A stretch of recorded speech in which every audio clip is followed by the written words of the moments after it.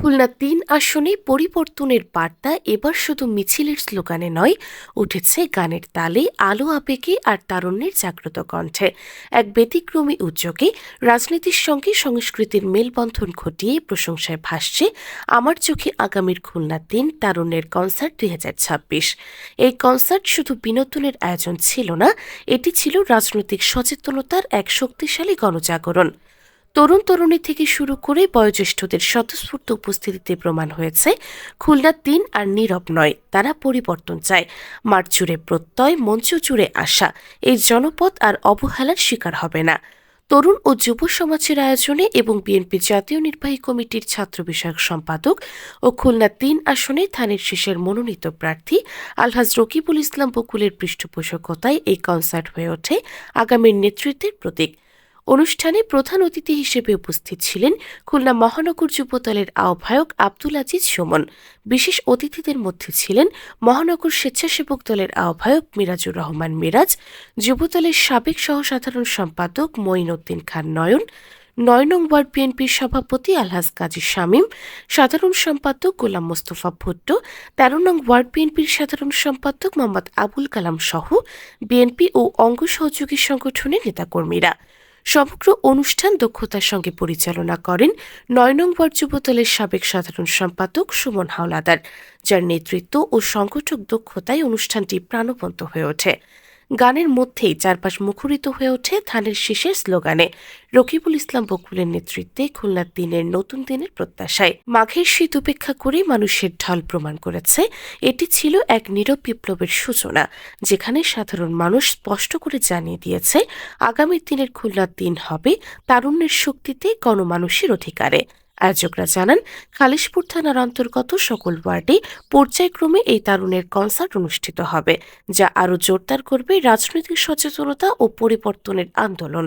এই তারুণ্যের কনসার্ট ২০২৬ আমার চোখে আগামীর খুলনা। মূলত আমাদের উদ্দেশ্য ছিল, তরুণ সমাজ কিন্তু দীর্ঘ ফ্যাসিবাদীর আমলে এই ধরনের সাংস্কৃতিক মনা থেকে দূরে সরে গিয়েছে। এই ধরনের প্রোগ্রাম কিন্তু এই অঞ্চলে এর আগে আর কখনোই হয়নি। আমাদের ৩ আসনের গণমানুষের নেতা, বিএনপির যে ধানের শীষের প্রার্থী রকিবুল ইসলাম বকুল ভাই এই অঞ্চলে কিছুদিন আগে একটি সুধী সমাবেশ করেছেন।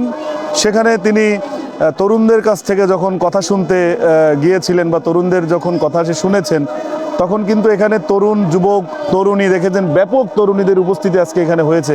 সবাই কিন্তু নতুন ভোটার, অনেকে ভোট দিতে পারেনি। তো নানান সমস্যার মধ্যে বকুল ভাই লক্ষ্য করেছেন যে এই অঞ্চলে কিন্তু বিনোদনের বিষয়টা আসলে নেই বললেই চলে। আপনারা জানেন যে বিনোদন কিন্তু মৌলিক চাহিদার মধ্যে না থাকলেও মৌলিক চাহিদার যে 5টা আমাদের রয়েছে তার থেকে কিন্তু কম নয়। আনন্দ মানুষকে সুস্থ রাখে, স্বাভাবিক রাখে। আমরা এই অঞ্চলের মানুষকে এই আনন্দ দেওয়ার জন্যই এই কনসার্টের শুভ উদ্বোধন আজকে এখান থেকে শুরু করলাম। এর সার্বিক পৃষ্ঠপোষকতা এবং উদ্যোক্তা কিন্তু আমাদের এই অঞ্চলেরই মানুষ রকিবুল ইসলাম বকুল ভাই। তারই নির্দেশনাতে এবং তারই পৃষ্ঠপোষকতায় আমরা এই অঞ্চলে আজকে তারুণ্যের সমাবেশ শুরু করেছি এবং এটি আমরা ধারাবাহিকভাবে খালিশপুর থানাধীন যতগুলো ওয়ার্ড আছে প্রত্যেকটি ওয়ার্ডে আগামীকাল থেকে ধারাবাহিকভাবে প্রত্যেকটি ওয়ার্ডে আমরা এই কনসার্টটি করব। আমি একজন তরুণ ভোটার, আর এবারের এইখানের এই কনসার্টটা আসলেই খুব ভালো হয়েছে। তরুণদের একত্রিত করার একটা ভালো সুন্দর উদ্যোগ।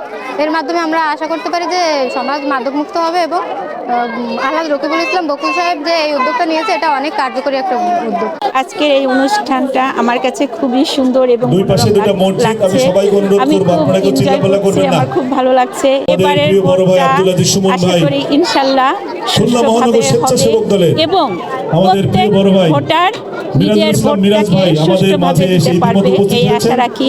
আর আমাদের বকুল ভাই সম্পর্কে বলছি, তিনি ইনশাল্লাহ খুলনা-৩ আসনে বিপুল ভোটে জয়ী হবেন। তারুণ্যের কনসার্ট করার উদ্দেশ্য আমাদের একটাই, যাতে বর্তমান যুব সমাজ বলেন, ছাত্র সমাজ বলেন এবং তরুণীরা বলেন, এদের যেন হচ্ছে গিয়া কোনো খারাপ কাজের সাথে এরা লিপ্ত না হয়। আমাদের খুলনা-৩ আসনে আলহাজ রকিবুল ইসলাম বকুল ভাইয়ের একটাই লক্ষ্য যে আমাদের যে যুব সমাজ বলেন বা হচ্ছে গিয়ে তরুণীরা বলেন, এরা যেন নেশা থেকে, মাদক থেকে এবং হচ্ছে গিয়ে মোবাইলের অ্যাডিক্টিভ থেকে এরা দূরে থাকে।